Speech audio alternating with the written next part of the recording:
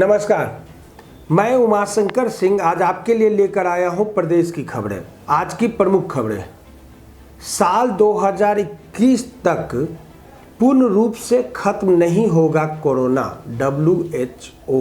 Corona संबंधित गलत जानकारी देने पर ट्विटर जारी करेगा चेतावनी।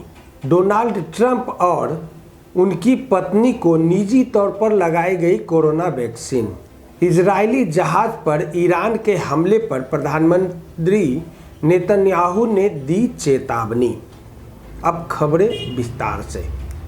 साल 2021 तक पूर्ण रूप से खत्म नहीं होगा कोरोना, WHO। विश्व स्वास्थ्य संगठन की ओर से मंगलवार को कहा गया है कि इस साल के अंत तक कोरोना पूर्ण रूप से खत्म नहीं होगा। हालांकि वैक्सीन लोगों के जीवन को सुरक्षित रखने में सहायता कर सकती है। उन्होंने चेतावनी दी है कि एक कोरोना वायरस वैक्सीन पर पूरी तरह से भरोसा करना गलती होगा। यह स्थिति निराशाजनक होगी, लेकिन आश्चर्यजनक नहीं। कोरोना वायरस से बचने के लिए टीकों पर पूरी तरह भरोसा करना एक गलती होगी। कोरोना संबंधित गलत जानकारी देने पर ट्विटर जारी करेगा चेतावनी।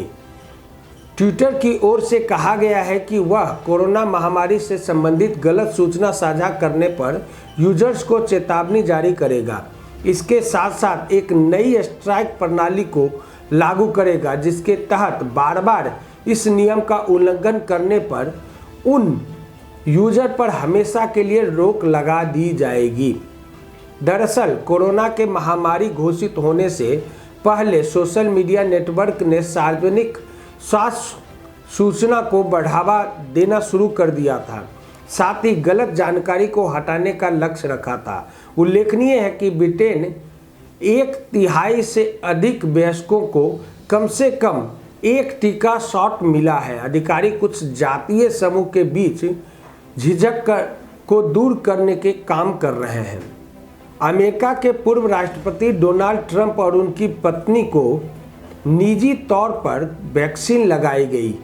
ट्रंप के सलाहकार ने यह जानकारी दी है। इससे पहले रविवार को ट्रंप ने कहा था कि सभी लोगों को कोरोना वैक्सीन लगाई जानी चाहिए, जिसके कारण अमेरिका में 5 लाख लोगों की मौत हो गई है।